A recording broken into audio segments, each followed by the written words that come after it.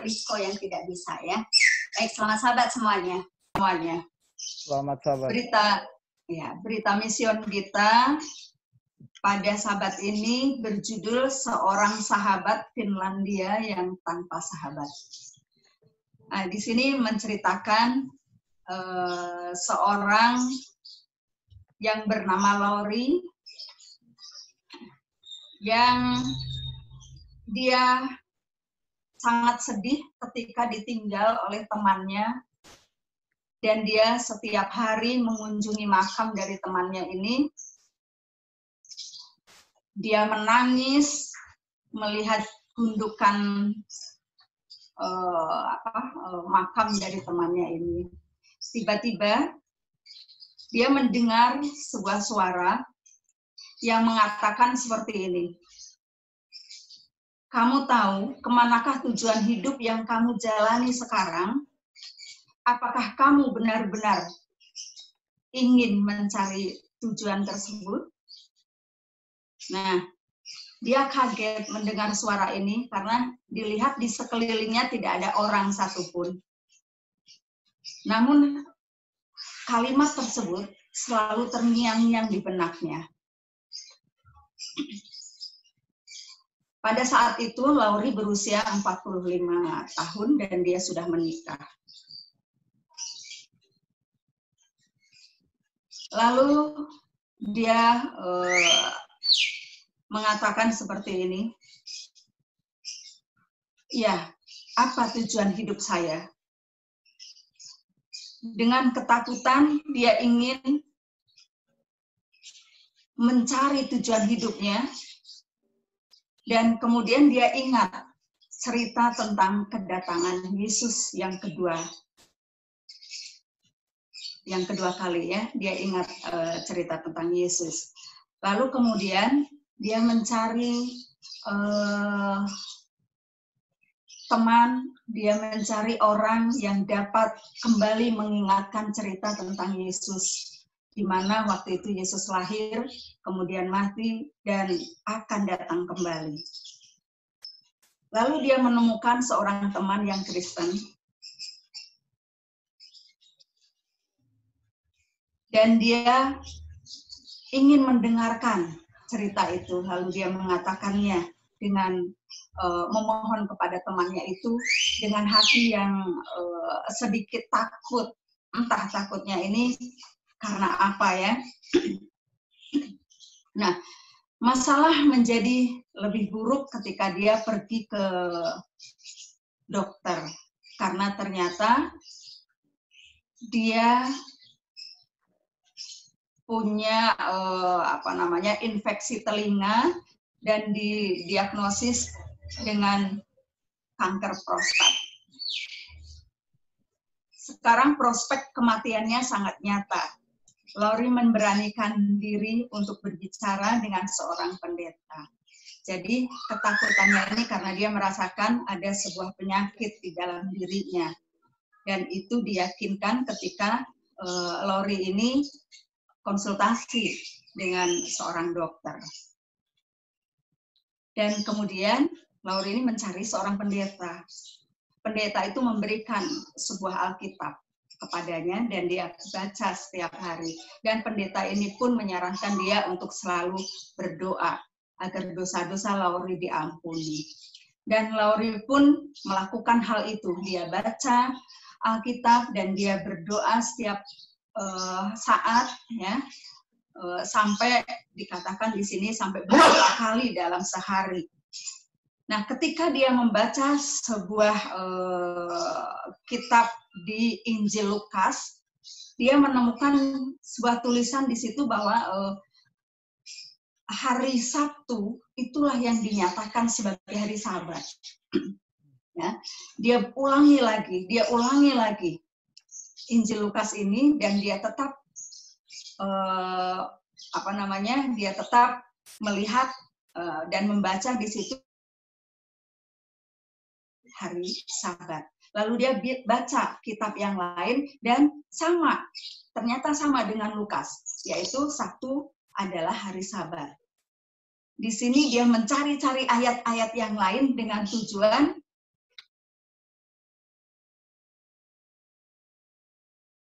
itu adalah hari Minggu atau mengubahnya menjadi hari Minggu, tetapi dia tidak menemukannya di Perjanjian Baru bahwa hari Sabat itu diubah menjadi hari Minggu. Nah, kemudian dia mencari gereja yang memelihara hari Sabat. Ketika dia membaca sebuah surat kabar, dia menemukan berita untuk pertemuan penginjilan di gereja Advent setempat. Nah, kurang dari setahun kemudian, Lauri ini mengunjungi gereja setelah dia mendengar berita itu, dia coba mencari gerejanya. Dan kurang dari setahun, kemudian dia bergabung dan ingin dibaptis menjadi seorang Advent. Namun, istri Lauri ini tidak setuju dengan keinginannya. Dan istrinya ini menggugat cerai. Nah, akhirnya mereka pun berpisah dan Lauri tetap sebagai anggota Masehi Advent hari ke-7. Kemudian Lauri pun menemukan tambatan hatinya di gereja tersebut. Setelah banyak berdoa, dia ingin hidupnya yang mungkin tinggal beberapa saat oleh karena penyakitnya, ini berguna untuk orang lain. Lalu dia berpikir, di daerah orang-orang sekitar. Lalu dia berpikir bagaimana caranya dia mengabarkan Yesus kepada mereka. Karena dia lihat orang-orang di sana sangat tertutup soal kepribadian, soal keimanannya. Nah, kemudian dia mendapatkan ide untuk membuka dapur makanan. Kemudian kepada tetangga kiri kanan dia mengundang mereka untuk makan bersama di setiap hari Senin dan Rabu.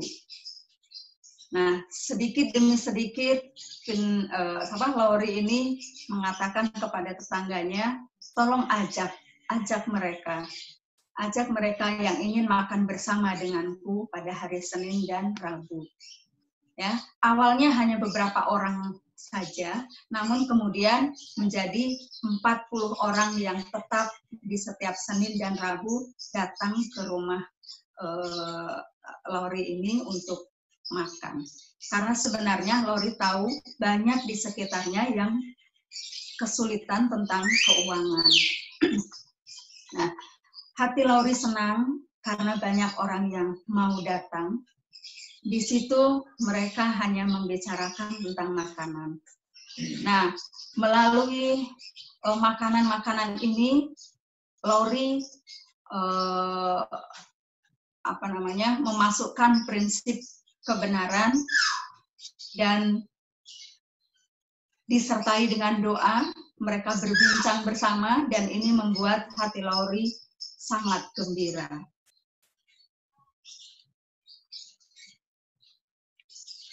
Melalui makanan ini, Lauri bisa menyentuh banyak orang ya di sekitarnya untuk mengenal Yesus. Tentang makanan sehat, tentang makanan yang halal, yang semua itu tertulis dalam Alkitab. Dan lambat laun mereka bisa menerimanya. Dan kerinduan Lauri, semoga mereka tetangga-tetangga yang sering hadir di pertemuan makan bersama boleh disentuh oleh Roh Kudus dan juga menerima Yesus sebagai juru selamat. Itu kerinduannya.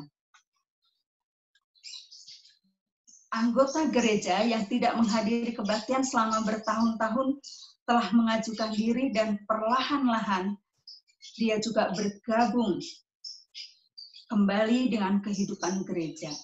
Lauri sekarang sudah berusia 60 tahun yang telah berhasil menjangkau banyak jiwa. dari semua ruang lingkup dari pelajaran kita pada sahabat yang ke-6 ini atau pelajaran ke-6 ini, mengapa penafsiran diperlukan? Sesungguhnya penafsiran itu sangat-sangat penting atau sangat-sangat kita butuhkan agar kita dapat memahami dan mengerti akan apa maksud rencana Tuhan ke dalam setiap kehidupan kita secara khusus. Secara khusus, tetap diulang-ulangi dalam pelajaran kita ini sehubungan dengan keselamatan kita. Karena dikatakan, tanpa ada penafsiran, maka setiap konteks ayat firman Tuhan, kita tidak dapat melihat atau mungkin dari suatu ayat tanpa konteks akan menghasilkan pendapat atau kesimpulan pribadi yang seringkali bisa salah.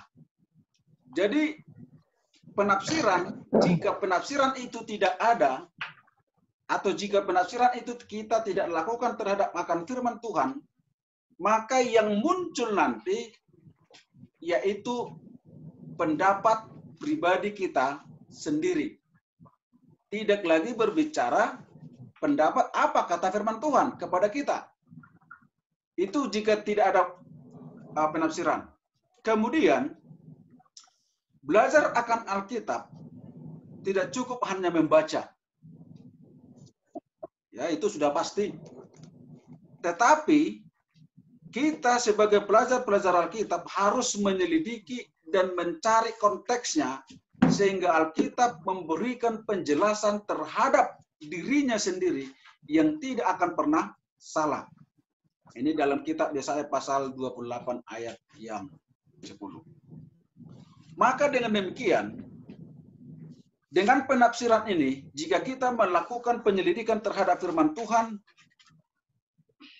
yang disebut mungkin Elver, Reinhard, Amos atau Enos, sudah baru tentu mungkin, saya tidak tahu apakah mungkin tujuannya sama.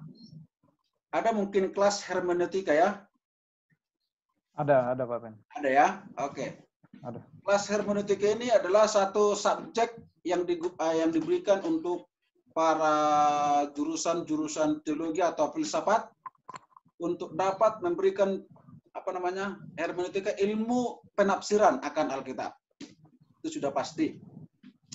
Maka seperti saya katakan tadi, jika ilmu hermeneutik itu tidak kita gunakan secara baik-baik, tadi saya katakan, maka akan muncul ide pribadi sendiri. Mencoba untuk memberikan pengertian akan Alkitab itu dari pribadi sendiri. Tidak berbicara secara ilmu hermeneutika yang dimana Alkitab itu menjelaskan dirinya sendiri. Maka dengan itu, jika kita menggunakan penafsiran ini, akan dapat menghilangkan rasa praduga. Ya. Namanya juga praduga, menduga-duga. Ya, sering itu. Ya, maksud saya begini. Ya, itu namanya termasuk juga menduga-duga ya. Tetapi jika kita dapat mengerti akan makna dari Alkitab itu, maka kita bisa mengatakan memang jelas Alkitab mengatakan demikian. Itu juga jika sudah penafsirannya sudah tepat. Tetapi kita mencoba menghilangkan praduga ini jika memang kita sudah dapat memahami penafsiran itu sangat-sangat diperlukan di dalam belajar akan firman Tuhan. Di sini saya mengambil sedikit saya berikan gambaran atau rangkuman dari pelajaran kita ini di hari Minggu di bagian alinea terakhir.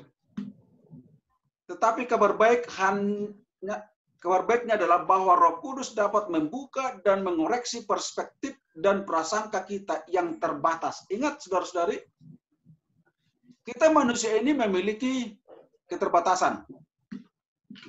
Dan akhirnya karena keterbatasan kita ini sering kita berpraduga.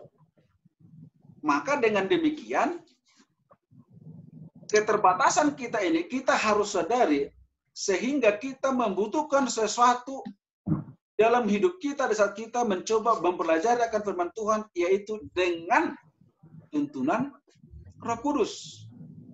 Hanya tuntunan Roh Kudus yang sanggup memberikan satu pencerahan kepada kita, sehingga di saat kita mempelajari akan Alkitab dengan menggunakan ilmu hermeneutika tadi, atau ilmu penafsiran tadi, maka keterbatasan kita itu akan dapat diubahkan sehingga kita disanggupkan untuk memahami akan makna firman Tuhan dalam kehidupan kita. Atau Alkitab itu kita akan dapat melihat apa kata Alkitab itu atau apa kata firman Tuhan itu kepada diri saya, kepada diri kita masing-masing. Intinya adalah kita sadar keterbatasan kita akui dan kita serahkan kepada Tuhan, dan Tuhan akan memberikan tuntunan Roh Kudus kepada kita di saat kita mempelajari akan firman Tuhan. Baik, saya sudah membuka akan diskusi kita pada pagi ini. Bagaimana kira-kira kedua PhD kita, Reinhard, Elver, bisa memberikan satu makna dari pelajaran kita sepanjang satu sahabat ini di pelajaran yang ke-6, mengapa penaksiran itu diperlukan? Ya, kita persilakan. Baik, siapa dulu nih, Elver? Reinhard. Oke, saya lanjutkan. Terima kasih untuk Pak Pendeta. Jadi pelajaran sekolah sahabat kita satu pekan ini, mengapa penafsiran diperlukan? Yang pertama perlu kita pahami ialah bahwa Alkitab ditulis bukan dengan, pada pertama kali Alkitab ditulis bukan dengan bahasa Indonesia ataupun dengan bahasa Inggris seperti itu. Alkitab pertama kali ditulis adalah dengan menggunakan bahasa Yunani untuk Perjanjian Baru, bahasa Ibrani untuk Perjanjian Lama. Nah, ketika kita mengetahui hal ini, kita sebagai orang Indonesia pasti nggak ngerti lah kan bagaimana cara menggunakan bahasa Yunani, bahasa Ibrani, dan lain sebagainya. Dan oleh karena itulah proses hermeneutika ini diperlukan. Bagaimana proses hermeneutika ini berjalan? Ialah langkah pertama harus diterjemahkan. Nah, itulah pelajaran kita, pelajaran hari Senin, penerjemahan dan penafsiran. Apalagi sebenarnya bahasa Yunani dan bahasa Ibrani yang pada saat pertama kali Alkitab dituliskan itu sangat-sangat kuno. Mungkin sudah ada beberapa perubahan, sama seperti kalau bahasa Indonesia kan sudah ada beberapa perubahan, perbaikan-perbaikan, dan lain sebagainya. Sedangkan bahasa Yunani dan bahasa Ibrani yang pada saat pertama kali Alkitab ditulis itu sangat-sangat kuno. Sudah jarang orang menggunakannya. Oleh karena itu, bagaimana caranya kita pahami Alkitab sebagai dasar fondasi keimanan kita kalau seandainya kita nggak mengerti apa arti kata-kata tersebut.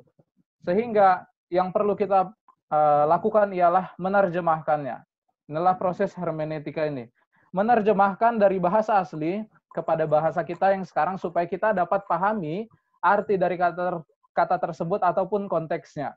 Seperti itu. Lalu bagaimana lagi hermeneutika ini? Proses hermeneutika selanjutnya ialah setelah memahaminya, kita cari tahu konteks ayat itu bagaimana. Bagaimana latar belakang dari penulisan Alkitab tersebut.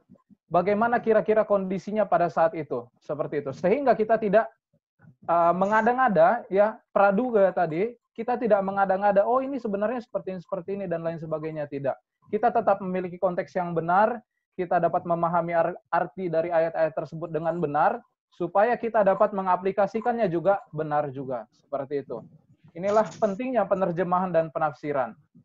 Ya, memang kalau seandainya pelajaran hari Minggu ya, praduga tadi saya ada singgung sedikit. Memang kalau dikatakan di sini tidak ada seorang pun yang datang kepada teks Alkitab dengan pikiran kosong. Pasti kita semua pernah ataupun pasti pikiran kita itu ada sesuatu yang tidak bisa kita hindarkan, terkadang juga mempengaruhi dalam cara kita menafsirkan Alkitab, seperti itu. Contohnya di sini ialah dalam cerita murid-murid Yesus dan juga Yesus sendiri. Netralitas penuh ataupun objektivitas absolut tidak dapat dicapai.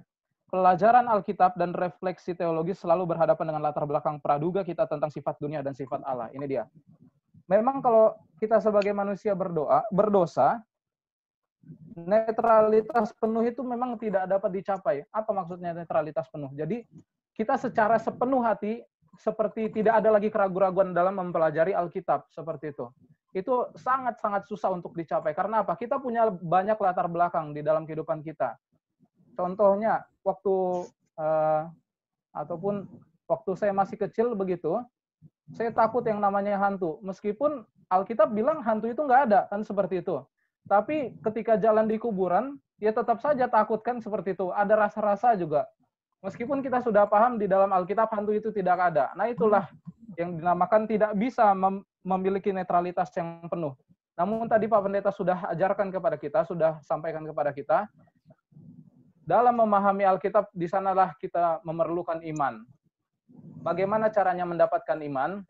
Melalui bantuan Roh Kudus. Roh Kudus saja yang bisa membantu kita untuk memahami Alkitab dengan baik, untuk menghilangkan praduga yang mungkin mengganggu penafsiran kita ataupun mengganggu pemahaman kita terhadap Alkitab. Nah itu dia.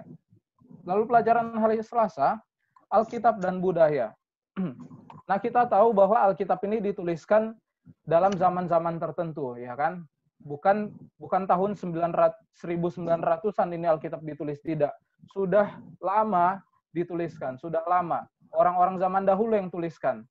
Dan tentu budayanya berbeda dengan budaya kita sekarang, seperti itu. Lalu apakah Alkitab ini dibatasi dengan budaya di mana pada saat itu Alkitab dituliskan? Tentu saja tidak. Alkitab dituliskan memang menggunakan mungkin budaya-budaya orang zaman dahulu. Tetapi inti ataupun pelajaran yang disampaikan melalui Alkitab itu tidak terbatas oleh waktu dan juga budaya. Dapat kita gunakan juga pada zaman sekarang. Ini ada tulisan di dalam pelajaran sekolah sahabat kita. Meskipun Allah berbicara kepada generasi-generasi tertentu, Ia memastikan bahwa generasi selanjutnya yang membaca firman Allah akan memahami bahwa kebenaran itu melampaui batasan lingkungan tempat di mana teks-teks Alkitab itu dituliskan. Ini dia.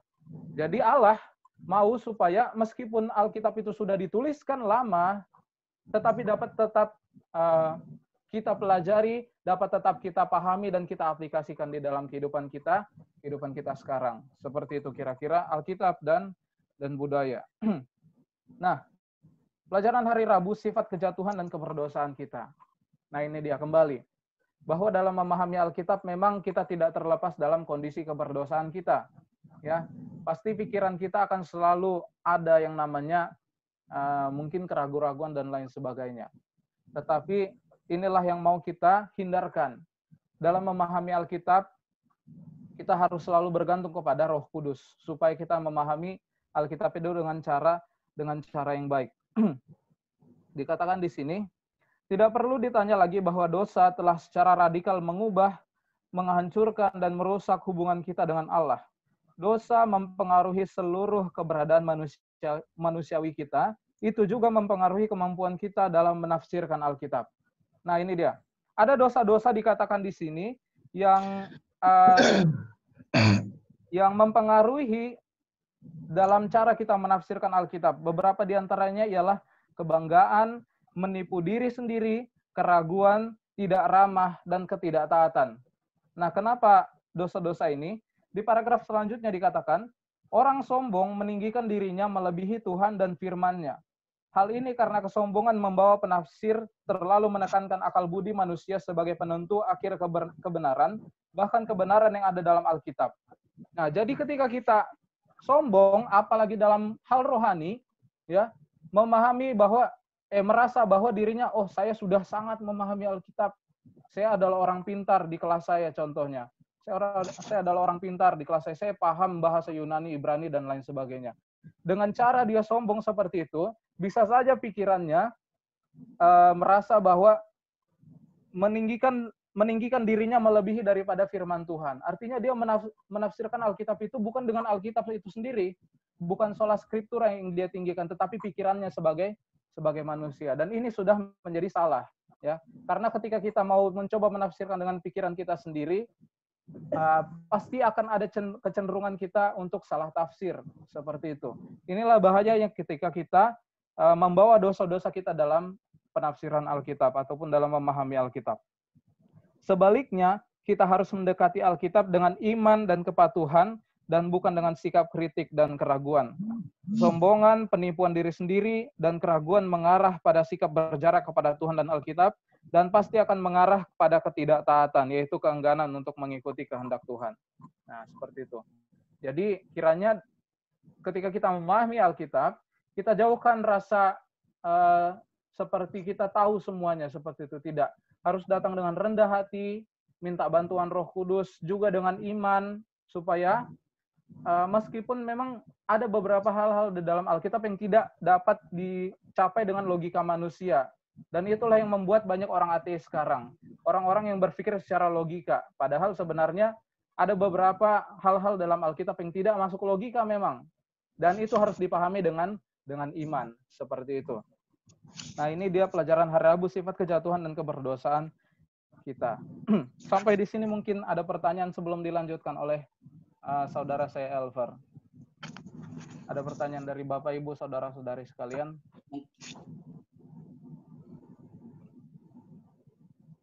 Saya mau bertanya nih ya, tentang penafsiran ini. Kita tahu bahwa Alkitab itu dari Yunani dan tadi Greka diterjemahkan ke bahasa Inggris King James Version, dan Indonesia ambil. Yang saya tahu, saya lembaga kitab Indonesia ngambil dari King James Version, bukan langsung dari bahasa aslinya, dari Greka atau itu. Saya nggak tahu yang kalau Malaysia seperti gimana. Sehingga ketika kita baca Alkitab, kita bingung, kita nggak ngerti, kita akan cari rekomendasi ke King James Version, baca aslinya. Kalau dia ngerti bahasa Greka itu, dia akan baca ke bahasa aslinya. Jadi kita sebagai orang awam, seringkali kita bingung mencari tahu apa arti aslinya. Karena ketika kita salah mengartikan, interpretasi atau kita punya penafsiran akan berbeda. Contoh, coba kalau kita lihat Kisah 2 ayat 36. Tapi saya ingin bahasa Malaysia, mungkin itu bahasa Indonesia saya baca. Kalau ada Elver atau Amos atau siapa bisa baca yang bahasa Malaysianya, Kisah 2 ayat 36. Untuk di Malaysia, Alkitabnya diguna dari bahasa Indonesia juga. Oh, dari bahasa Indonesia. Ya. Ada yang bisa baca saya Kisah 2 ayat 36? Baca, Bu. Saya baca ya, oke. Ya. Kisah 2 ayat 36. Jadi seluruh kaum Israel harus tahu dengan pasti bahwa Allah telah membuat Yesus yang kamu salibkan itu menjadi Tuhan dan Kristus. Nah, kalau kita baca ini, kan sebagai orang awam nih, penafsiran kita bisa keliru. Allah kok membuat Yesus ya? Ya. Orang scholar pasti akan buka sudah belajar hermeneutika, pasti dia akan buka bahasa aslinya. Yang lagi ngeliat-liat tidak baca Alkitab, coba buka dong Alkitab. Kita baca sama-sama, karena ini penafsiran. Bagaimana kita kaum awam bisa menafsirkan ayat-ayat seperti ini, sehingga tidak salah kita memahami diri kita sendiri, padahal kita tidak mengerti bahasa aslinya. Itu pertanyaan simpelnya. Untuk kita bisa memahami, ini cuma satu contoh ayat. Mungkin ayat-ayat yang lain yang bisa konflik di pikiran kita, menafsirkan hal yang salah. Thank you. Oke. Terima kasih, Bapak Denny. Mungkin ada jawaban dari Brother Elver ataupun Pak Pendeta, ataupun dari saudara-saudari, Bapak Ibu sekalian. Dari Pak Pendeta mungkin.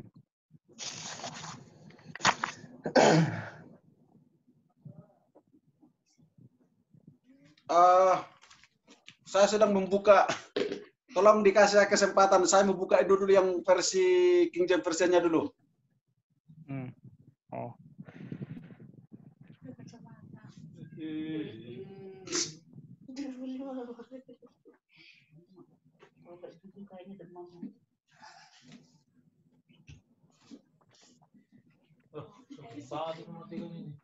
Mungkin yang lain dulu bisa kasih mungkin teman-teman yang dari UNAI. Baik, dalam hal ini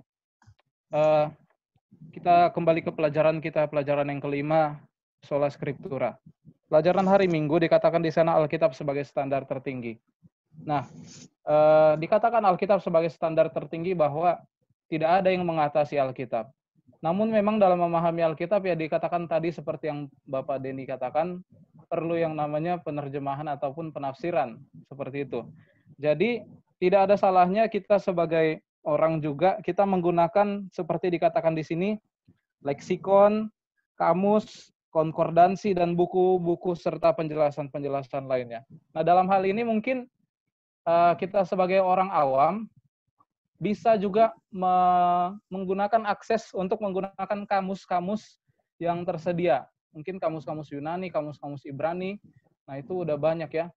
Kalau kita mau belajar itu kan semuanya itu bisa diakses langsung secara terbuka, tidak dibatasi apakah saya orang teologi atau tidak.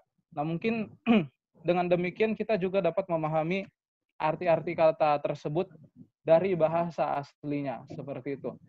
Menggunakan kamus dan juga kamus-kamus lain, leksikon, kamus-kamus Ibrani, Yunani, dan lain sebagainya. Mungkin itu bisa digunakan untuk memiliki pemahaman yang lebih baik.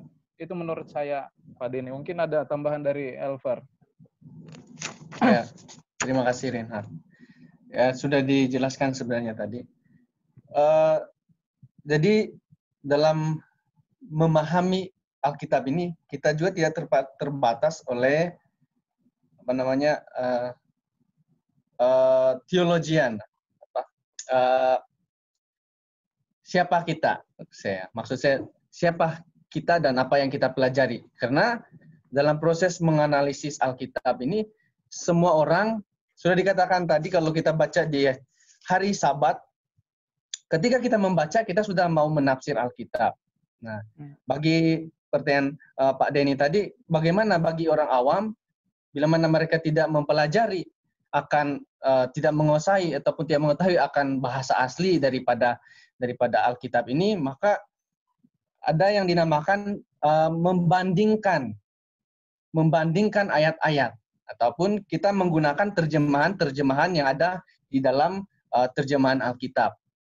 Ada terjemahan King James Version, ada terjemahan Indonesia bahasa Skinny, ada juga bahasa Malaysia. Maka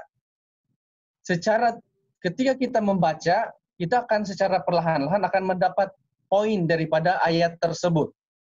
Ya, kita dapat poin daripada ayat tersebut. Contoh kalau kita baca seperti tadi membuat itu, kita pergi lagi cari ke bahasa yang lain, apa kata membuat itu di bahasa yang lain. Apa maksud membuat itu di bahasa yang lain? Mungkin kalau di English to make ataupun ada lagi yang lain to approve ataupun yang lain-lain lagi. Nah, mungkin kalau dari saya, bagi kita yang tidak menguasai, karena bukan semua orang teologia ini akan menguasai bahasa aslinya juga, ya. Bukan semua orang teologia menguasai bahasa asli Alkitab. Dan kebanyakan daripada mereka orang teologia menggunakan terjemahan-terjemahan yang ada, membandingkan ayat-ayat yang ada yang di Alkitab yang ada untuk mendapat sesuatu makna di dalam kata tersebut. Tapi kembali lagi dikatakan tadi, kalau kita baca di hari Senin, walaupun kita tidak dapat memahami, kita menguasai bahasa aslinya, ya, namun ya kita masih dapat mencari makna sebenar daripada ayat Alkitab tersebut atau makna daripada ayat tersebut.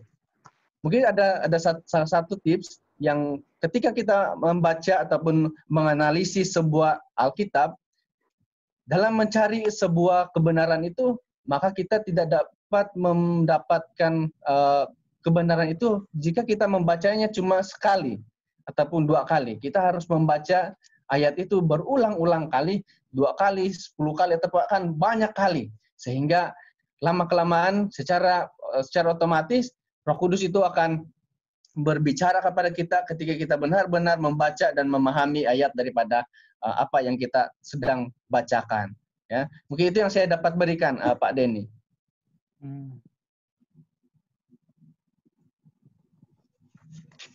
Oh iya, dari Pak Teguh, silakan.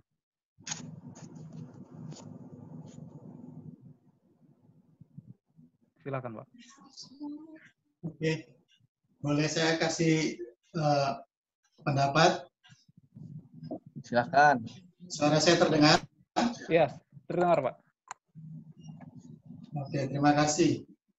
Baik, kalau kita baca di pelajaran hari Rabu, di bacaan terakhir, di sini dikatakan bahwa kita harus mendekati Alkitab dengan iman dan kepatuhan, dan bukan dengan sikap kritik dan keraguan, dan seterusnya.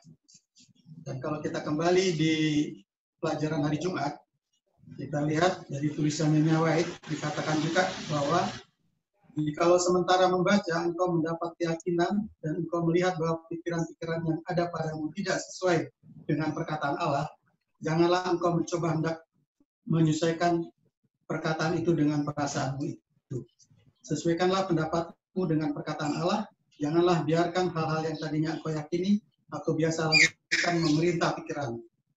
Artinya di sini saya melihat bahwa firman Allah itu sebenarnya tidak perlu lagi ada penafsiran sebenarnya. Karena ini adalah suatu bentuk penurutan kita kepada Tuhan. Artinya bahwa apapun yang menjadi masalah di dalam tidak yakinan kita, kalau kita sudah membaca firman Tuhan, mendengar apa yang kita membaca firman Tuhan di dalam Alkitab, kita harus yakin intinya di sini bahwa itulah yang Tuhan bisa lakukan kepada kita.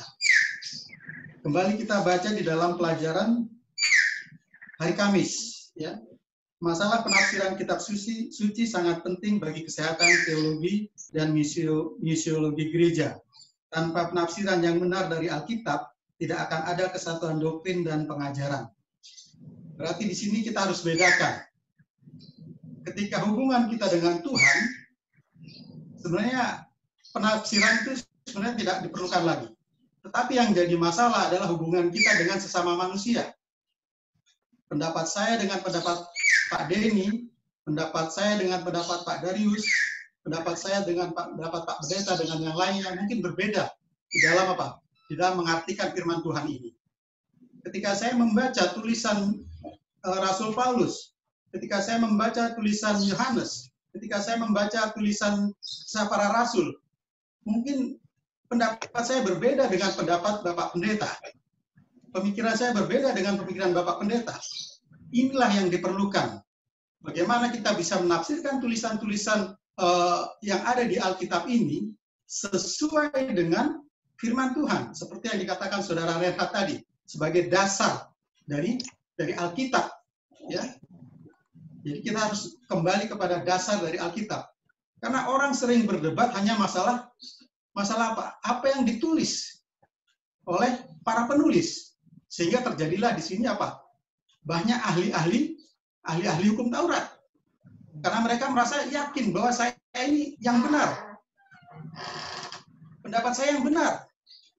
Pendapat saya ini memang sesuai dengan ini. Inilah yang menjadi masalah. Makanya di sini perlu ada penafsirannya, Pak. Penafsiran yang benar. Tadi saya sangat setuju bahwa apa tadi yang di pelajaran Sahabat yang 5 tadi, pelajaran yang kelima, itulah yang harus menjadi dasar dari kita. Jadi sebenarnya kalau hubungan kita dengan Tuhan itu sebenarnya tidak perlu lagi ada penafsiran. Tidak perlu. Karena apa yang harus ditafsirkan? Sudah pasti bahwa kalau kita menurut, tadi di pelajaran hari Rabu, kalau kita patuh, ya sudah. Tidak ada perlu lagi perdebatan kita mau bagaimana.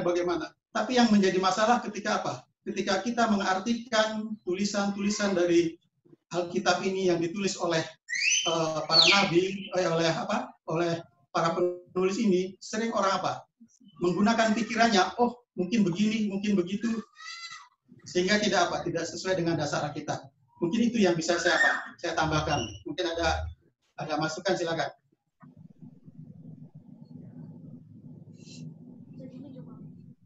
Baik, oke. Pak,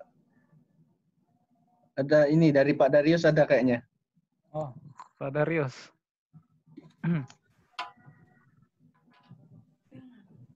Oke, terima kasih. Selamat sahabat semua. Selamat Mas sahabat. Abah. Ya, jadi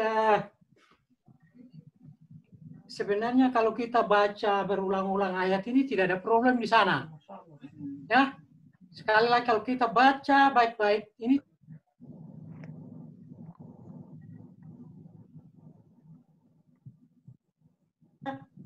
jadi seluruh kaum Israel harus tahu dengan pasti bahwa Allah telah membuat Yesus yang kamu salibkan itu menjadi Tuhan dan Kristus. Jadi ayat ini bukan seolah-olah Tuhan Allah yang membuat Yesus, ya. Tetapi ini adalah dengan kata lain memilih, menetapkan ketika berhubungan dengan yang diurapi, yang menjadi penyelamat, yang dipilih menjadi penyelamat umat manusia. Ketika berhubungan dengan rencana keselamatan, maka Kristus atau Yesus itu ditetapkan, dipilih untuk menjadi apa? Menjadi penebus kita, menjadi penyelamat kita. Jadi bukan membuat Yesus dalam arti Allah menciptakan Yesus, tetapi dia ditetapkan, dipilih sebagai apa? Sebagai penyelamat.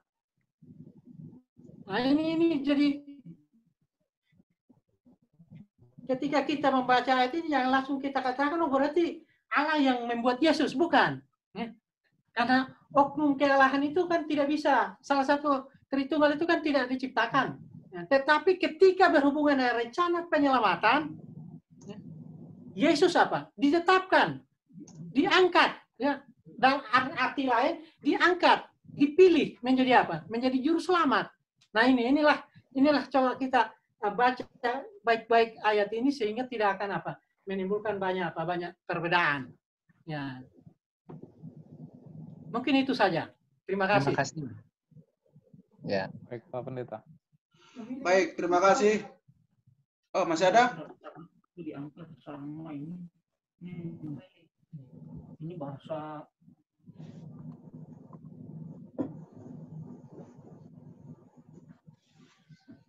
aku tahu ke Yunani itu biasanya keterangan.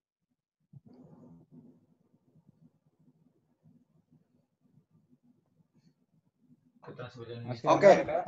Baik, terima kasih. Terima kasih semua untuk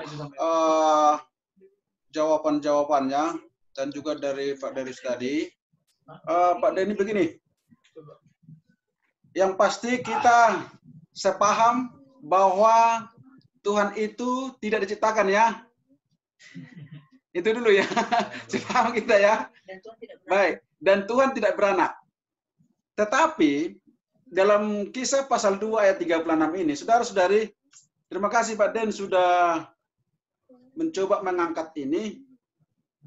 Itulah gunanya ilmu penafsiran itu atau hermeneutika ini, kita harus melihat konteksnya. Apa kira-kira makna konteks dari ayat atau satu perikop akan firman itu dalam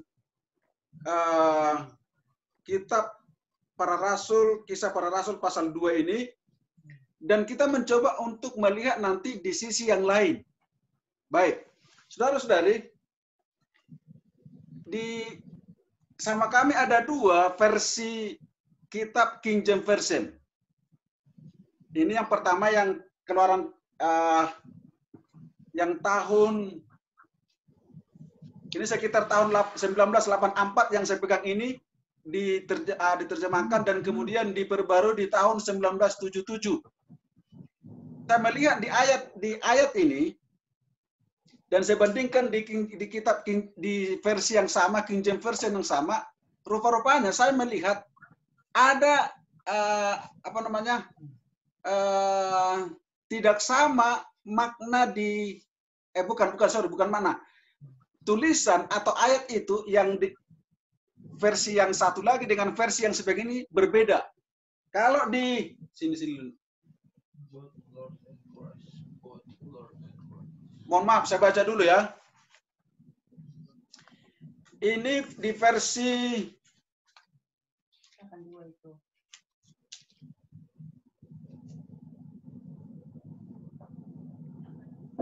tahun 98. Ini 98. Ini tahun 77 yang saya pegang, yang besar ini. Kalau saya baca di yang versi cetakan 98 dikatakan saya baca, therefore let all the house of Israel know assuredly that God has made this Jesus. Tapi kalau di versi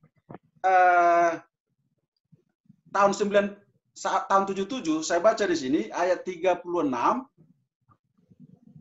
dikatakan, therefore let all the house of Israel know assuredly that God had made. Kata made. Dan kemudian that same Jesus. Ada kata same. Tapi kalau di yang terjemahan yang baca pertama tadi, bukan kata same dibuat, tapi this. Nah, saudara-saudari, saya mencoba menyimpulkan dari pertanyaan Pak Denny tadi, sesungguhnya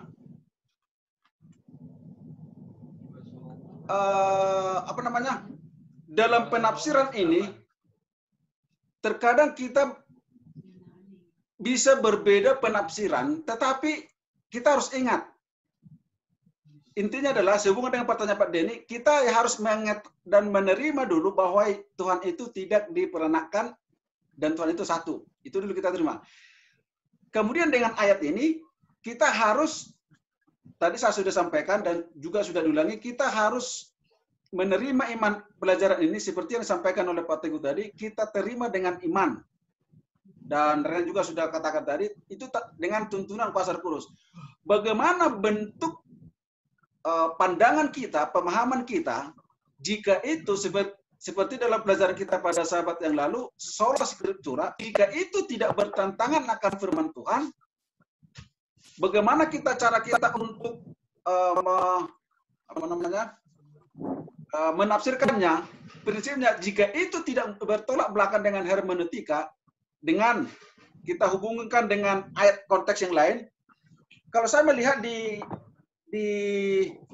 pelajaran kita ini, coba kita baca dalam Yohanes pasal 1 ayat 41. Saya mengundang salah satu di antara kita membaca Yohanes pasal 1 ayat 41. Sehubungan dengan penerjemahan dan penafsiran. Dan kita akan hubungkan nanti di Kisah pasal 2 ayat 36 ini. Bisa di antara kita membaca Yohanes pasal 1 ayat 41.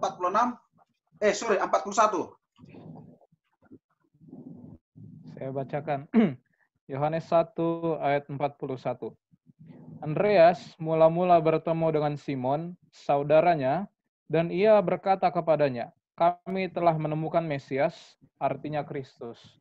Oke.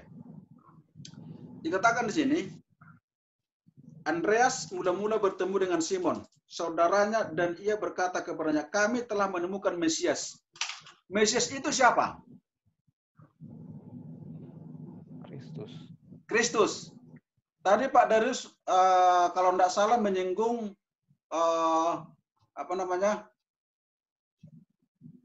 dengan Yesus menjadikan apa? Satu jalan kepada kita. Jadi di ayat Kisah pasal 2, saya ulangi dulu ya, ayat 36, menjadi Tuhan dan Kristus. Ingat saudari, kita harus mencoba mencari referensi yang lain. tidak berpatokan terhadap kata membuat Yesus. Tidak. Karena apa kira-kira makna terkandung dalam ayat itu? Apakah penekanannya membuat Yesus atau menjadi Tuhan dan Kristus? Itu harus kita lihat. Maka dikatakan dalam Yohanes pasal 1 ayat 41 tadi, sebagaimana Andreas mula-mula bertemu dengan Simon, saudaranya, dan ia berkata kepadanya, kami telah menemukan Mesias, artinya Kristus. Saya mengambil kesimpulan dari ayat ini, di Kisah pasal 2 ayat 36, tidak berbicara tentang Tuhan itu diciptakan. Tidak. Tetapi ayat ini menceritakan kepada kita, siapa Yesus itu sendiri. Yesus itu dikatakan menjadi Tuhan dan Kristus. Kemudian di Yohanes pasal 1 ayat 41 di sana dijelaskan Kristus itu siapa? Mesias itu siapa? Kristus, yaitu Yesus sendiri. Nah, itu yang bisa kita berikan Pak Den. Jadi kita harus melihat secara utuh ayat itu, apakah itu berbicara tentang membuat. Memang kadang-kadang kalau kita mungkin tidak memahami dalam hal ini, kita bisa katakan, dan memang ada banyak orang-orang sekarang menggunakan ini bahwa Tuhan itu diciptakan. Ada orang mengatakan demikian. Tetapi dalam hal ini, saudara-saudari, kita harus melihat secara utuh ayat itu dan konteks dari perikop itu, dan kita mencoba menghubungkan ke ayat yang lain. Itu yang bisa saya berikan, Pak Den.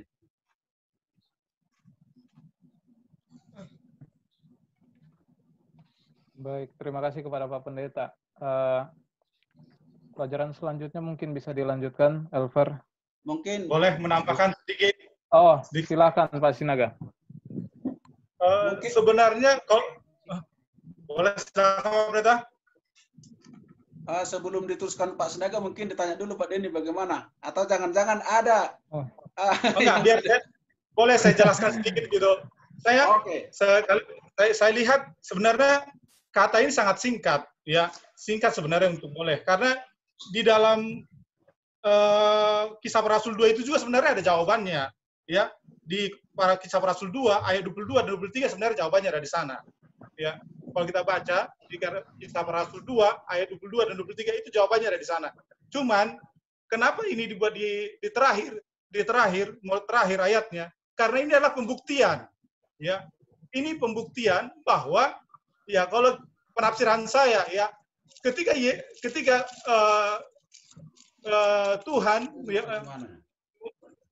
Tuhan, ketika Yesus akan lahir, dinamakanlah dia Yesus, ya, itu jangan salah. Persepsi saya, ya, persepsi saya bahwa ketika dia nanti namakanlah dia Yesus, tetapi pembuktiannya adalah setelah dia disalibkan, dia dinamakan nanti menjadi apa? Tuhan dan Kristus, ya.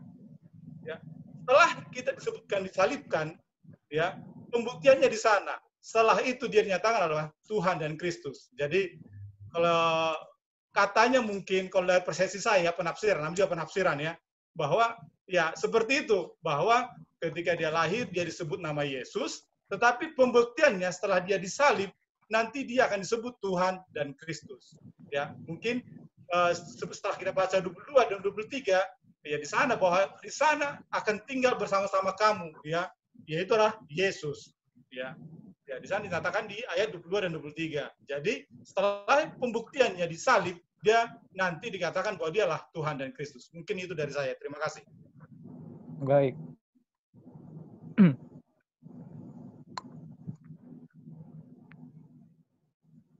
Ya, kami kembalikan kepada Pak Denny. Bagaimana kira-kira, Pak? Ya, jadi tadi pertanyaan saya sebenarnya itu hanya contoh aja itu ayat itu, karena kita pasti kemungkinan akan temukan ayat-ayat lain yang kita punya penafsiran yang bisa berbeda. Mungkin contoh yang lain seperti yang dulu pernah kita sempat diskus sebentar, setan dan iblis. Itu ada dua atau satu sih. Kalau di bahasa Indonesia setan dan iblis. Dia orang, loh, ada dua loh, setan dan iblis kayak gitu. bahasa Inggris pun setan N, jadi pakai N juga. Jadi ada ayat-ayat yang juga membuat, karena kita sekarang lagi bahas penafsiran Alkitab, itu akan ada di ketika kita baca, kita bisa membuat pikiran kita berkecamuk lah, dan semua untuk mencari tahu apa sih. Untungnya zaman sekarang sudah canggih, jadi ayat Alkitab, handphone kita bisa pakai compare-comparean, kita bisa Alkitab kita bisa pakai, kita bisa lihat New James Version atau yang lain-lain. Tadi saya coba lihat di Alkitab, yang Alkitab elektronik, apa ada bahasa Greka, ternyata nggak ada.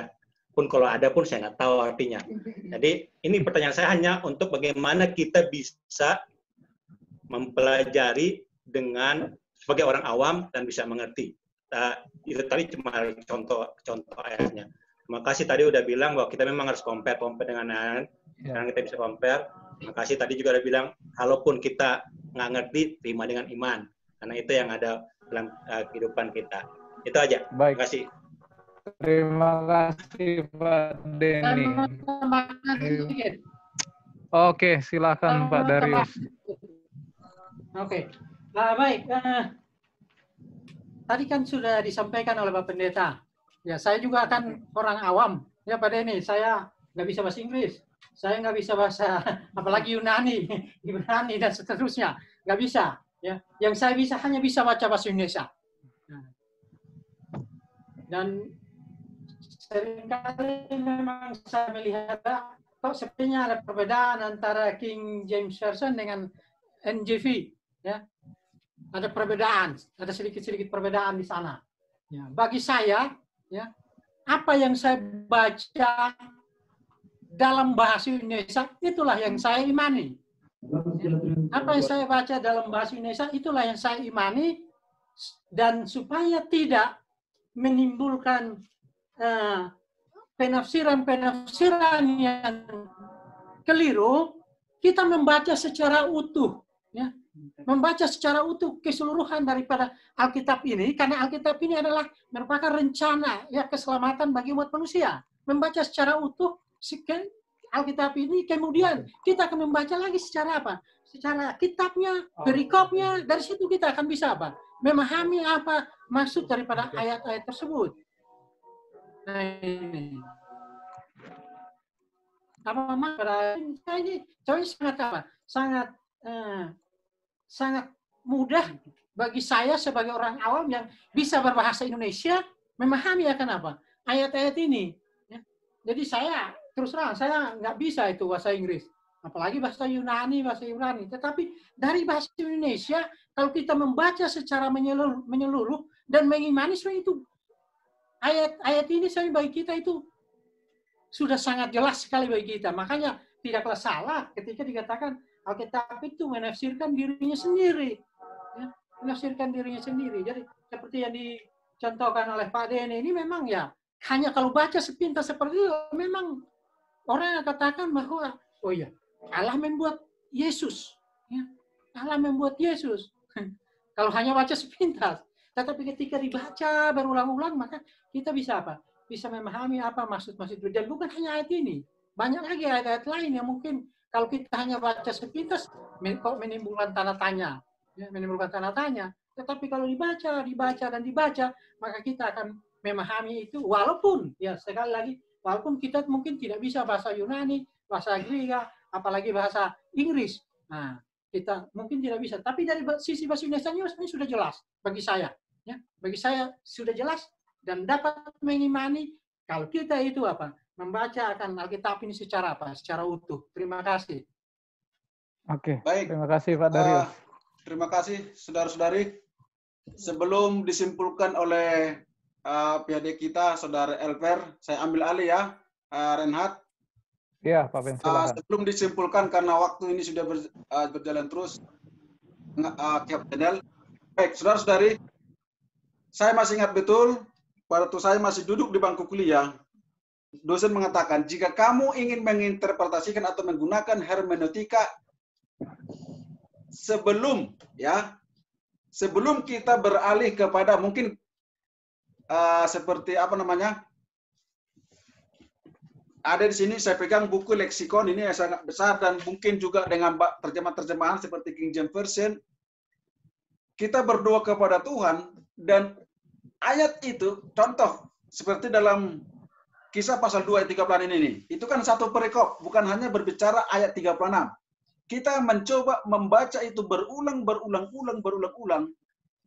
Maka tadi sudah disampaikan oleh Pak Senega tadi, jawaban dari ayat itu sendiri sebenarnya sudah terkandung di dalam perikop atau mungkin dalam kalau itu berbicara satu pasal, di pasal itu sesungguhnya sudah memberikan jawaban terhadap ayat itu. Itu yang masih melekat. Saya ingat jika kita mencoba untuk menafsirkan akan Alkitab, kita berdoa kepada Tuhan dengan sungguh-sungguh, maka kita akan mendapatkan makna ayat itu sendiri. Ayat itu kan berbicara kepada kita, menjelaskan dirinya sendiri. Hubungan dengan apa yang kita pertanyakan dalam Alkitab. Jadi, saudara-saudari, kalau saya melihat, kita imani dari apa yang kita terima dari firman Tuhan, yang pasti kita sudah memiliki pemahaman yang satu terhadap akan Tuhan, maka semuanya itu Tuhan akan memberikan pemahaman kepada kita dengan tuntunan kuasa Roh Kudus. Jadi untuk itu, karena kita masih ada cara, saya berikan kesempatan untuk menyimpulkan kepada dari kita, Elver. Baik, terima kasih Pak Pendeta, terima kasih semua jemaat yang sudah memberikan pandangan masing-masing mengenai pelajaran kita hari ini. Ya, pelajaran kita hari ini sangat menarik. Mengapa penafsiran itu diperlukan?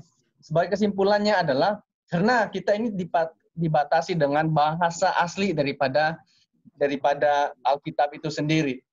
Ya, seperti yang sudah kita bicarakan tadi, tidak ada yang dapat sepenuhnya menguasai bahasa aslinya, itu bahasa Ibrani, bahasa Aram, dan juga bahasa Yunani dalam Alkitab ini. Makanya terjemahan itu sangat penting supaya semua orang yang membaca Alkitab dapat memahami dengan baik tentang Alkitab. Namun dalam membaca Alkitab harus diingat bahwa tidak boleh ada praduga. Ya, bagaimana cara untuk membuang praduga itu sudah kita bicarakan tadi. Baca berulang-ulang kali perikop ataupun ayat ataupun seluruh Alkitab itu supaya kita mendapat kebenaran daripada Alkitab itu yang sesungguhnya.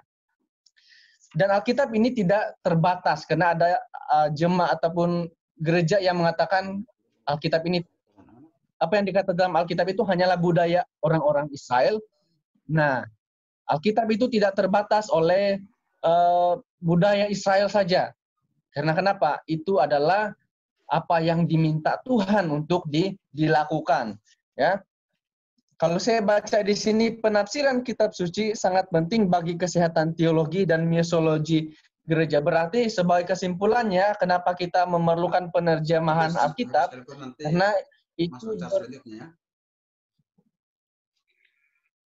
Karena itu berhubungan dekat dengan misi kita sebagai gereja. Ya, apa tugas kita? Mengabarkan kabar baik itu. Jadi dalam mengabarkan kabar baik itu kita harus memiliki pemahaman yang benar untuk misiologi, untuk kesan ataupun misiologi yang benar. Tidak boleh kita datang mengabarkan kebenaran tapi dengan kabar yang salah. Jadi kesimpulannya adalah mari kita menyerahkan pikiran kita yang berdosa ini dalam bentuk keberdosaan kita yang sudah jatuh, pikiran dan akal kita serahkan kepada Tuhan. Ketika kita membaca Alkitab, jangan kita main kutip-kutip saja, tapi kita baca satu perikop berulang-ulang sampailah kita mendapat kebenaran dan dengan rendah hati meminta Tuhan untuk menuntun kita ke dalam kebenaran tersebut. Tuhan memberkati. Baik, terima kasih untuk semuanya, juga untuk kesimpulan yang telah dibawakan. Pada sahabat ini, kiranya segala pelajaran yang telah kita pelajari dapat kita hidupkan, kita aplikasikan di dalam kehidupan kita bersama-sama. Untuk menutup, saya undang kita sama-sama sekali lagi kita berdoa. Tuhan, Bapa kami yang bertahta dalam kerajaan surga, terima kasih untuk pelajaran yang baik yang telah kami terima pada hari Sabat ini. Kiranya Engkau berkati, agar kiranya dapat kami aplikasikan, kami hidupkan dalam cara kami menafsirkan dan menerjemahkan Alkitab. Bapa, pimpin kami sepanjang hari Sabat ini juga, jadilah kehendak-Mu dalam nama Anak Yesus Kristus kami berdoa dan mengucap syukur. Amin. Baik, promosi pelayanan penginjilan perorangan kita pada hari Sabat ini sesuai dengan buku acara yang telah diberikan. Saya akan bacakan judulnya Memberitakan Injil. Kisah Para Rasul 8 ayat 4. Mereka yang tersebar itu menjelajah ke seluruh negeri itu sambil memberitakan Injil. Dalam Kisah Para Rasul 8 dikisahkan orang Kristiani di Yerusalem tersebar hingga ke berbagai negeri untuk menghindari hukuman mati. Mereka mewartakan Injil kemanapun mereka pergi. Saulus, salah satu penganiaya mereka, justru bertobat dan menjadi rasul. Menjelang akhir hidupnya, Saulus yang kemudian disebut Paulus memutuskan untuk pergi ke Yerusalem, meski ia tahu di sana ia akan dihukum mati. Namun Paulus tak merasa gentar dan mengatakan bahwa tujuannya adalah untuk memberi kesaksian tentang Injil kasih karunia Allah. Allah masih memanggil kita untuk mengabarkan kabar baik tentang Yesus kepada mereka yang belum mengenal Dia. Dalam bukunya yang berjudul The Conversion of the Church, Samuel Shoemaker menulis, jiwa manusia yang lapar adalah suatu permintaan, dan pemenuhannya adalah kasih karunia Allah. Kita hanyalah penyalur. Namun kita tidak bekerja sendiri atau hanya mengandalkan kekuatan manusia. Allah bekerja di dalam kita. Kesaksian kita bagi Kristus hendaknya dilakukan dengan kasih dan kerendahan hati, serta didorong oleh hasrat bagi kemuliaan Dia, bukan bagi kita. Kita hanyalah pewarta Injil. Baik, jadi dari promosi pelayanan perorangan ini mengajarkan kepada kita untuk menjadi penginjil-penginjil bagi Tuhan, untuk menyampaikan kabar baik ataupun mengenalkan Tuhan kepada orang-orang lain. Sama seperti yang dilakukan oleh Rasul Paulus. Dia tidak takut mati, melainkan dia memberanikan dirinya untuk menjadi saksi bagi Tuhan Yesus Kristus. Meskipun kalau seandainya dia mati nanti, ya meskipun kita tahu bahwa akhirnya dia juga mati juga karena penginjilan. Tetapi yang satu hal yang kita pelajari ialah bahwa kematiannya tidak menjadi sia-sia, melainkan menjadi sebuah kabar keselamatan juga kepada orang-orang yang mengenal Yesus pada zamannya. Baik, inilah promosi pelayanan perorangan kita. Pada Sabat hari ini kita akan lanjutkan dengan pengumpulan persembahan yang akan kita kumpulkan bersama-sama sambil diiringi lagu persembahan, lagu pengumpulan persembahan yang dipimpin oleh Angela Limbong sebagai song service. Saya akan menyanyikan lagu Sion nomor 260, bawa persembahan.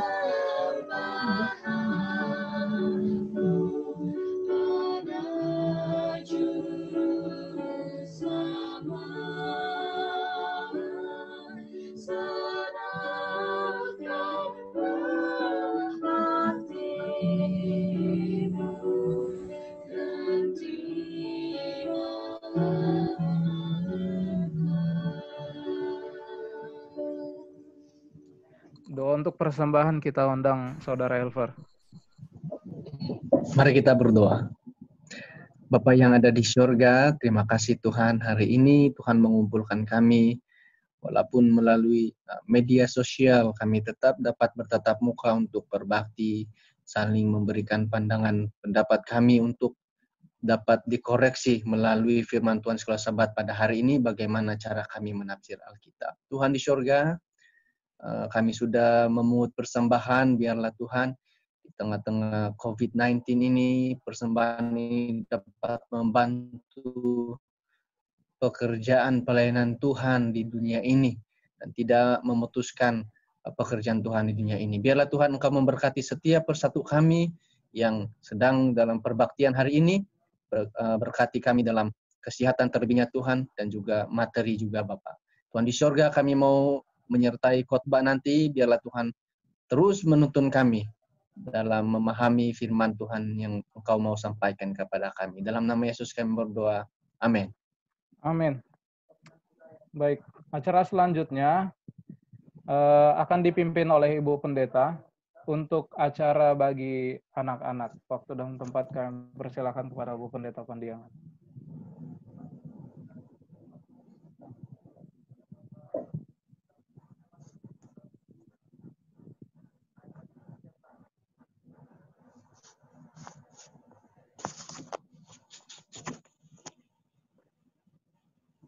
Silahkan Ibu Pendeta. Oke. Selamat Sabat, Daven, Shalom. Yang PowerPoint, yang primary, Joses, Sharon di sini sama Tamado, Tamado PowerPoint ya. Joses. Selamat Sabat. Cinta. Selamat Sabat. PowerPoint, Cinta. Iskia, Sion, hadir. Oke. Bu Pendeta Sabat ini akan bercerita ya. Daven, Shalom, Bu Pendeta mau cerita loh. Nah, sebelum bercerita, Bu Pendeta mau tanya dulu. Itu Rizky dimatiin dari sana suaranya ya.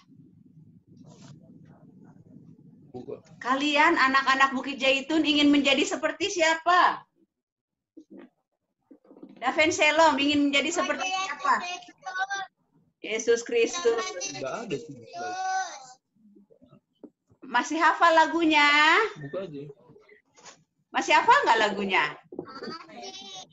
Oke. Banget sih. Hah? Dia lihat interaksinya dulu, baru nanti bercerita. Nah, ada lagunya ya. Nggak usah mereka hafal.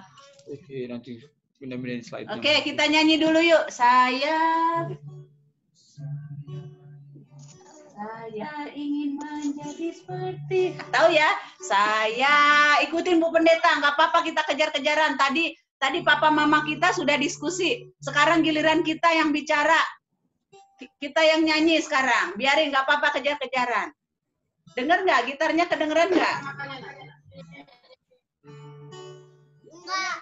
Kedengaran sedikit. Kedengeran sedikit.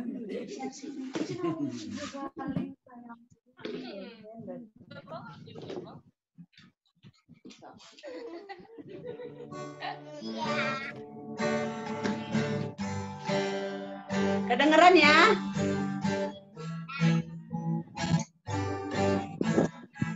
Sama-sama. Saya ingin menjadi seperti Yesus Kristus. Senang berdoa, senang membaca Alkitab. Berbakti, senang berbuat baik. Senang bersaksi bagi nama Yesus. Haleluya. Haleluya. Puji nama Yesus. Haleluya.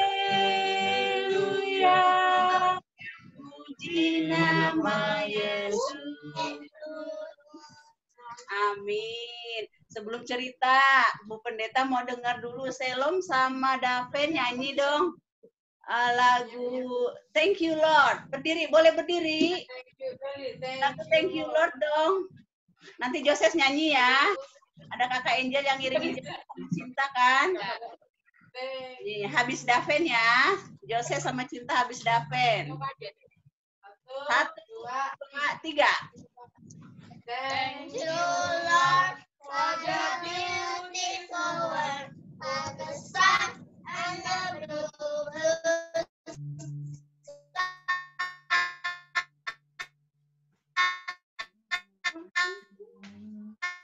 For the fish, for the flower and the Internet kita. fish, Ya? Ini internet kita. beautiful butterfly.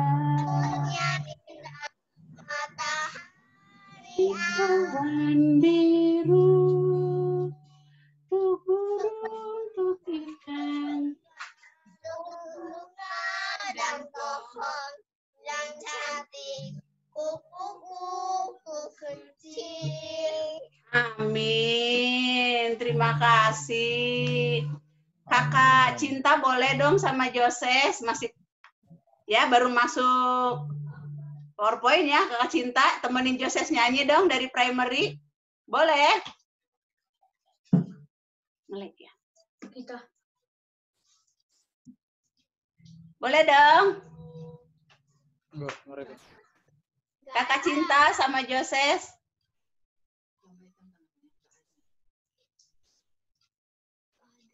Enggak. Oh, oke, enggak apa-apa. Sekarang Bu Pendeta mau cerita.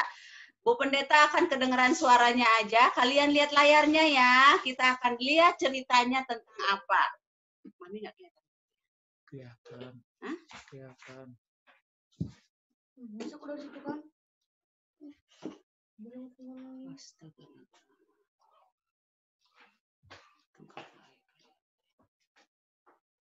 Oke, udah lihat layarnya kan?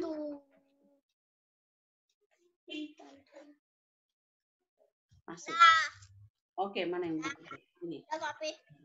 Oke, kita akan bercerita tentang Yosua dan Kaleb. Siapa sih ini? Bapak Yosua dan Bapak Kaleb? Daven pernah dengar nggak siapa Bapak Yosua sama Bapak Kaleb ini di Alkitab? Pernah nggak? Pernah dengar nggak di Alkitab? Siapa sih Bapak Yosua? Pernah dengar? Oh belum, iya. Kita lihat siapa sih mereka. Mereka orang hebat loh. Nanti Daven seperti Yosua sama Kaleb nanti. Oke. Lihat, ini orangnya. Suatu hari, Tuhan suruh Musa. Kan orang Israel mau pergi ke tanah Kanaan nih. Tuhan suruh Musa, kalian kan mau ke Kanaan. Di sana katanya banyak susu dan banyak madunya. Nah, suruh dulu sebelum nanti bangsa Israel masuk ke kota tuh, kotanya tuh yang ada di dalam lingkaran itu. Sebelum masuk, suruh dulu orang untuk lihat kotanya benar nggak sih banyak susu, banyak madu, benar nggak sih kota itu mantap. Lalu Tuhan menyuruh Musa memilih 12 orang. Orangnya hebat-hebat loh yang 12 tuh. Lihat, mereka rapi-rapi, ganteng-ganteng, hebat-hebat. Dipilih mereka karena mereka semua pemimpin. Pemimpin itu hebat. Kayak Papa Daven kan hebat kan? Nah, pemimpin. Lalu setelah dipilih mereka coba. Ada Bang Joses di sini. Siapa aja sih Bang Joses? Boleh dengar suaranya? Boleh nggak? Joses sebutkan siapa yang dipilih oleh Musa ini? Joses masih sama kita? Segitu kalau bisa kelihatan semua. Semua sama Ya. Yigal, Alki, Gadi, Amiel, Setur, Nahbi, Well, Yosua, Kaleb. Oh iya, ada Yosua dan Kaleb tuh di antara 12-nya. Mereka disuruh Musa pergi. Pergi kalian. Hei, coba lihat kotanya bagaimana katanya. Kotanya bagus nggak tuh yang Tuhan sudah pilih buat kita? Bener nggak Tuhan itu ngasih yang terbaik buat kita? Lalu pergilah mereka 12 orang itu. Mereka pergi. Lihat, dari atas mereka lihat. Wah, itu kotanya. Banyak bangunannya. Ah, Coba kita lebih dekat lagi yuk, katanya. Mereka lihat lagi lebih dekat. Apa sih yang ada di dalam kota itu? Mereka jalan. Namanya pengintai. Pengintai itu kalau zaman sekarang mirip dengan disebut mata-mata. Mata-mata itu melihat apa yang dilakukan. Contohnya kalau Bu Pendeta pengen ke rumahnya Joses. Joses maminya masak apa hari ini karena selalu masak enak. Bu Pendeta kirim mata-mata. Pura-puranya teman Joses masuk. Padahal udah dibisikin sama Bu Pendeta. Nanti kalau pas main sama Joses, lihat tudung sajinya ya. Ada masakan apa di tudung sajinya Joses. Nah, itu mata-mata. Lalu mereka pergi mengintai. Masuk mereka ke kota itu. Ketika masuk apa yang dilihat? Wah, katanya. Mereka lihat dulu yang foto yang kanan itu. Yang ada bapak-bapaknya sama ibu-ibunya. Yang ada ibu-ibu. Orangnya gede-gede. Di tanah Kanaan katanya mereka melihat orangnya gede-gede. Hampir seperti raksasa. Gede-gede banget. Wah, kita kecil-kecil. Tapi ada juga mereka lihat. Wah, ketika mereka lihat orang Kanaan panen. Buah apa itu, Daven? Selom? Yang dibawa buah apa? Anggur. Buah anggur. Wah, pikir mereka, enak juga ini kota, banyak anggurnya. Jadi kalau kami ke kota ini makan anggur terus. Wah, enak ini anggurnya besar, tapi orang-orangnya juga besar. Nah, kemudian setelah itu mereka di sana selama 40 hari. 40 hari ini itu sebulan lebih. Seperti Papa Daven sudah sebulan di rumah tuh. Di rumah terus, lebih. Nah, selama itulah mereka lihat kota itu. Pulanglah mereka, tuh bawa bekal mereka pulang. Ada yang bawa anggur, ada yang bawa di dalam kantongan, kita nggak tahu apa yang dibawa. Tapi mereka pulang semua. Begitu pulang, mereka mau bertemu dengan Musa. Mereka mau lapor. Hasil mata-matanya apa? Laporlah mereka. Lapor katanya. Kami sudah pulang dari tanah Kanaan. Lalu Musa bertanya, hei kalian yang 12, apa yang sudah kalian lihat di sana? Bagaimana kota itu? Jadi penasaran, senyum tuh Musanya. Jadi penasaran gimana sih kota itu? Nah, lihat nggak muka-muka orangnya? Coba lihat. Ada yang senyum. Ada yang senyum nggak mukanya? Ada yang senyum, kelihatan giginya. Ada yang murung. Ada yang sedih. Ih, aneh.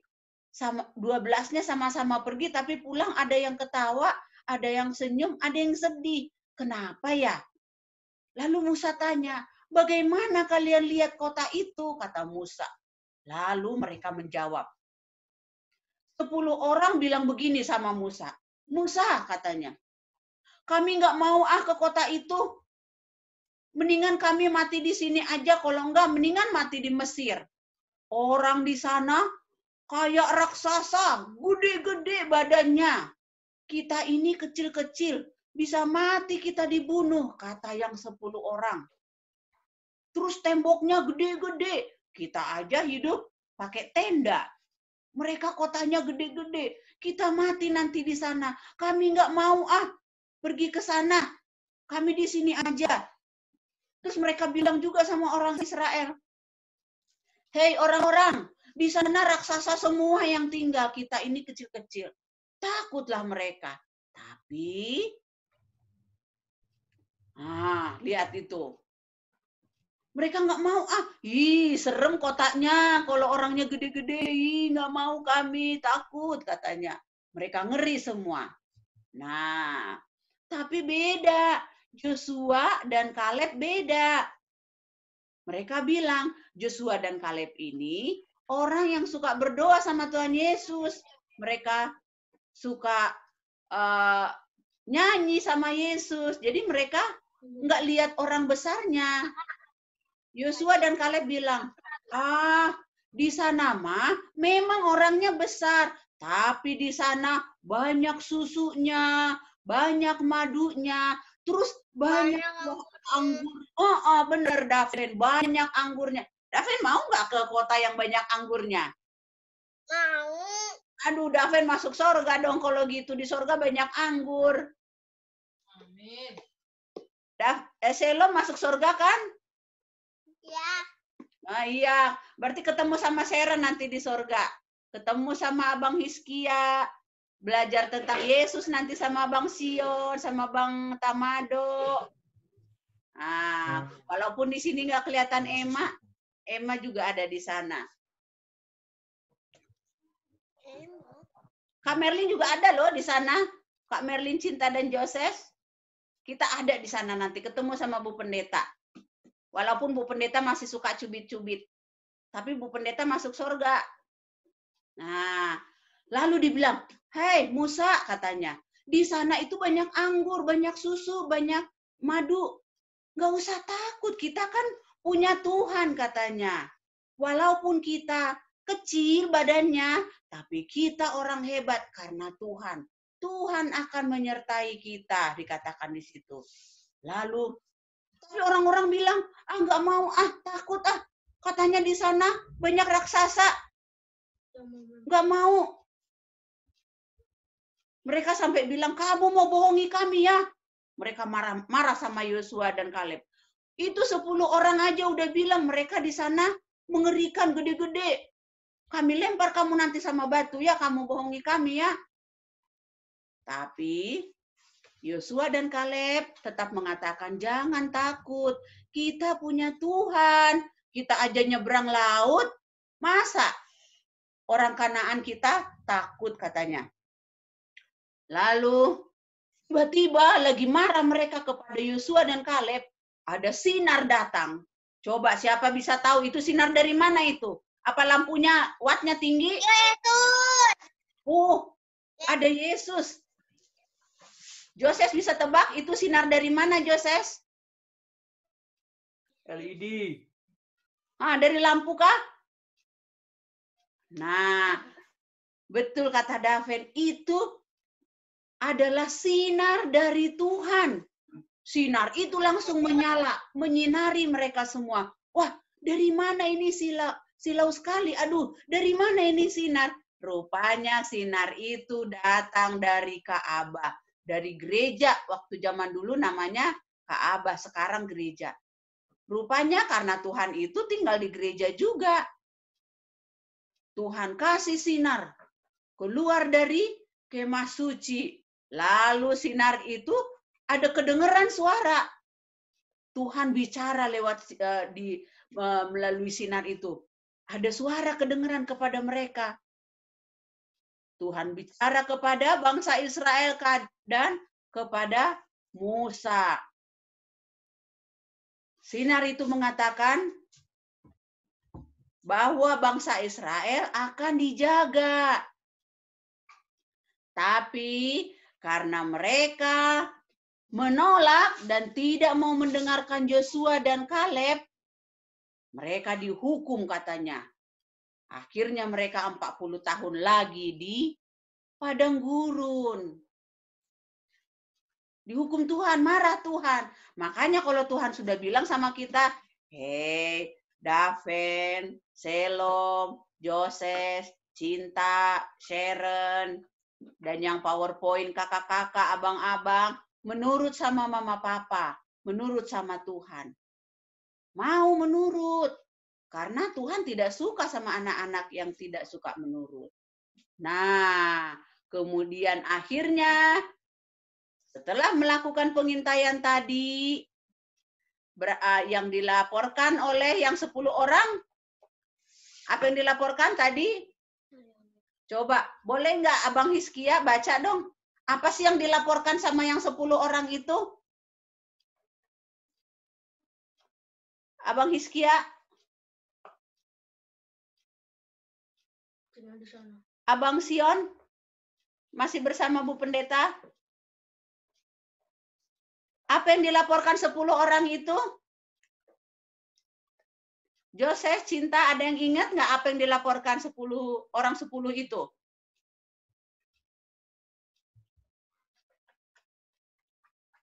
Mana suaranya, Joses? Cinta, apa yang dilaporkan oleh 10 orang itu? Yang baik atau yang buruk? Hal-hal yang buruk. Yang buruk. Apa laporannya? Hal negatif. Ada raksasa. Iya, ada raksasa. Semua aja muncul. Benar. Lalu ada apa lagi? Cinta apa katanya? Ada apa lagi di situ di dalam kotak kanan itu kata orang yang 10 itu? Temboknya besar-besar, takut mereka. Tapi yang 2 orang itu, hamba Tuhan itu yang selalu berdoa sama Tuhan itu, laporannya yang baik. Apa laporan yang baiknya, Daven? Laporan yang baiknya apa tadi, Daven? Kota itu Susu dan madu. oh iya, banyak madunya. Banyak apanya lagi? Susu. Buah. Wah, apa? Anggur. Iya, banyak susu dan anggurnya. Nah, untuk kita-kita anak Bukit Jaitun, kita harus bisa seperti Yosua dan Kaleb. Kita harus berpikiran yang baik, nggak suka pikir yang negatif-negatif. Kalau ada yang misalnya cubit kita, jangan bilang kamu jahat.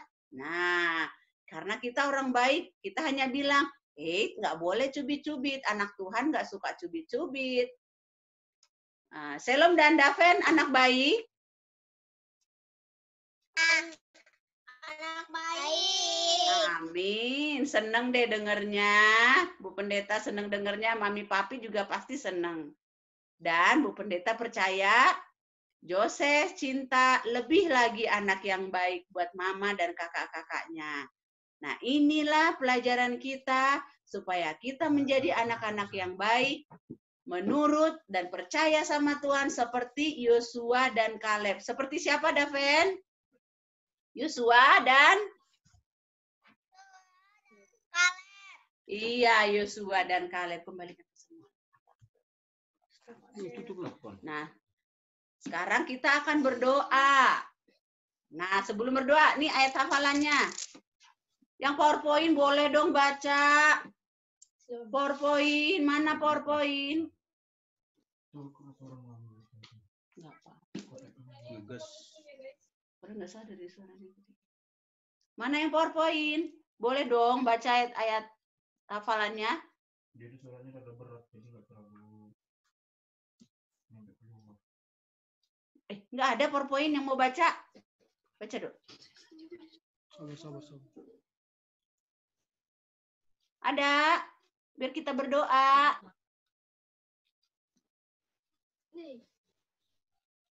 Nah, kalau begitu, ada yang mau baca? Baca dong PowerPoint. Biar kita berdoa. Mana yang PowerPoint? Ada Nadine. Nadine juga ada loh. Nadine juga boleh baca. Nadine, Hizkia. Mana? Baca. Yuk. Baca dong. Kemudian. Ya, Nah. PowerPoint. Masa malu-malu. Kemudian Kaleb bilangan 13 ayat 30. Kemudian Kaleb mencoba menenteramkan hati bangsa itu di hadapan Musa, katanya, "Tidak, kita maju dan menduduki negeri itu sebab kita pasti akan mengalahkannya." Amin. Siapa yang mau berdoa untuk doa tutup kita? Yuk. Ada yang berdoa sebelum Bu Pendeta tunjuk? Siapa? Oh, Daven katanya. Lipat tangannya, kita berdoa. Daven akan bikin doa. Pimpin doa Daven, Bang. Tuhan Yesus, kami sudah cerita, Tuhan, kami sudah selesai cerita, kami mau berdoa sama Tuhan, dan nama Tuhan Yesus kami sudah berdoa, amin. Amin. Terima kasih semuanya. Kita akan bertemu di cerita sahabat depan lagi ya. Joses, semua terima kasih. Daven, Selom. Tuhan memberkati kita. Kembali kepada pemimpin.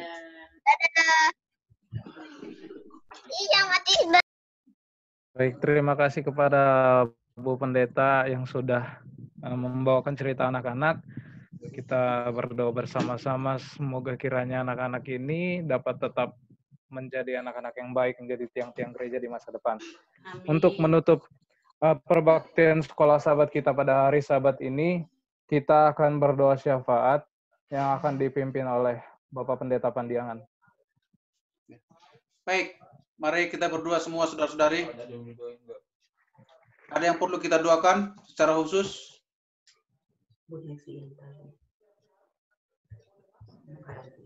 Baik. Bapak Pendeta.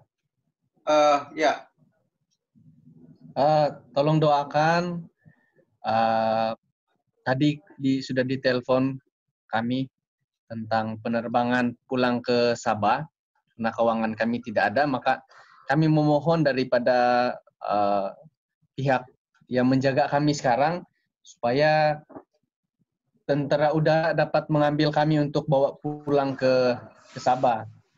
Ya, jadi mereka sedang urus sekarang dan mudah-mudahan mari kita doakan supaya berjalan dengan lancar dan kami dapat pulang. Dan juga kita doakan juga kesehatan masing-masing kita yang ada di sini menangani COVID-19. Pendeta, itu saja dari saya. Terima kasih. Baik, mari kita berdoa. Maha besar Tuhan kami, Allah yang baik. Pada siang Sabat yang kudus ini kami naikkan puji syukur kami ke hadapan-Mu ya Tuhan. Oleh karena begitu besar kasih Tuhan kepada kami sepanjang ibadah yang kami lakukan, yang walaupun kami saat ini menggunakan aplikasi Zoom, tapi kami tetap bersyukur kepada-Mu Tuhan, sekalipun badan kami berpisah satu dengan yang lain. Tapi dengan alat ini, Engkau persatukan kami untuk melayani Tuhan. Mendengarkan Engkau berfirman, lewat firman yang sudah kami pelajari dari pelajaran sekolah Sabat. Tuhan, biarlah kami manusia yang berdosa ini, yang memiliki keterbatasan, yang memiliki keterbatasan dalam pengetahuan. Kami meminta kepada-Mu Tuhan, kiranya Engkau menguasai hati dan pikiran kami dengan tuntunan kuasa Roh Kudus-Mu. Sehingga di saat kami belajar akan firman Tuhan, kami akan menemukan makna-makna rohani, secara khusus makna keselamatan yang terdapat dalam firman itu, kami akan dapat peroleh dan kami dapat dikuatkan dan diteguhkan untuk menjadi anak-anak-Mu ya Tuhan. Bapa dalam surga, terima kasih untuk kasih Tuhan melalui umat-umat Tuhan yang telah bergabung dalam aplikasi Zoom ini. Yang walaupun sebagian kami tidak dapat bisa bergabung, tetapi biarlah ya Tuhan, Engkau tetap persatukan kami dengan kasih kemurahan-Mu. Melalui damai dari surga akan menjadi bagian kami umat-umat Tuhan. Sehingga kami tetap bersama-sama untuk menantikan kedatangan Yesus kali yang kedua yang tidak lama lagi ya Tuhan. Pada saat ini Tuhan kami berdoa khusus untuk permohonan doa Ibu Nevi, sebagaimana tadi dalam banyak kesaksian, dia mengalami satu gangguan dari sosmed oleh ngehack, tapi biarlah ya Tuhan, Engkau akan memberikan tanda-tanda kebenaran bagi orang yang menghack akan sosmed dari Ibu Nevi, dan bahkan kami tidak memahami bagaimana rencana Tuhan akan kejadian yang terjadi kepada Ibu Nevi. Untuk itu Tuhan, kiranya Engkau berkati Ibu Nevi, Engkau berikan kekuatan baginya, sehingga apapun yang terjadi dia dapat lalui. Dan kami percaya Engkau akan memberikan yang terbaik dalam kehidupan, bahkan orang yang menghack akan admin dari Ibu Nevi. Kami juga berdoa Tuhan kepada anak-anak Tuhan PHD dari UNAI yang berasal dari Sabah. Secara khusus PHD yang melayani di Jemaat Bukit Jetun, Elver, bersama dengan teman-temannya. sebagaimana panggilan kepada mereka untuk kembali ke Sabah.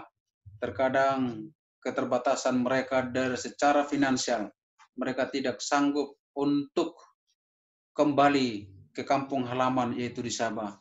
Tapi sesuai dengan info yang kami dapatkan barusan, bahwasanya mereka akan dijemput oleh pesawat terbang, pesawat udara dari tentara yang ada di Malaysia untuk mengangkat mereka, membawa mereka. Tetapi sebelumnya Tuhan, dalam proses yang terakhir akan mereka jalani, kiranya mereka dinyatakan negatif dari COVID-19 yang sedang mewabah di dunia ini, dan mereka akan bisa pulang ke Sabah, bertemu dengan orang tua mereka dengan penuh sukacita. Dan doa kami Tuhan, di bulan Agustus ini mereka akan dapat mengikuti prosesi graduation di Universitas Advent Indonesia dengan penuh sukacita ya Tuhan.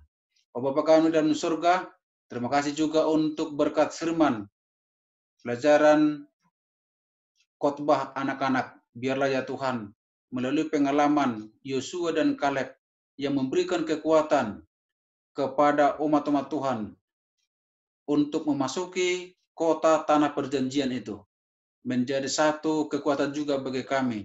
Sebagaimana janji Tuhan bagian kami, bahwa kami akan memasuki kota suci, kota mulia, yaitu Yerusalem yang baru, di mana kami perlu mempersiapkan hati dan pikiran kami, kerohanian kami, iman kami, untuk menyongsongnya Tuhan.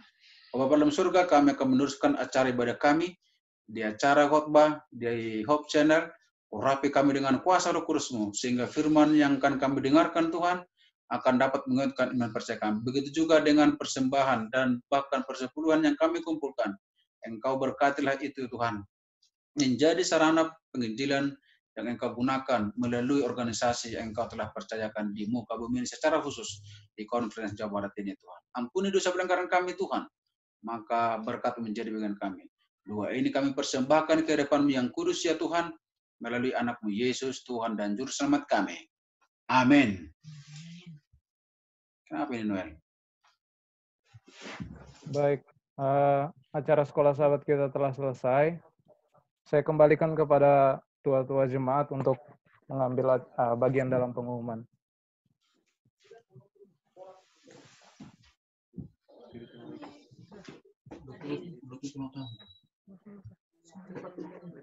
Mungkin ada pengumuman dari Pak Denny. Pak Denny ataupun dari yang bagian sekolah sahabat. Oke, untuk jadwal tanggal 16 Sabtu depan yang akan mengambil bagian, MC-nya Ibu Elda Situmorang, kemudian misionnya Ibu Anik, ayat inti dan doa Jagat, lagu spesial Keluarga Mulyadi, memimpin lagunya Sasya Ayu. Nah, ini ada mungkin Ibu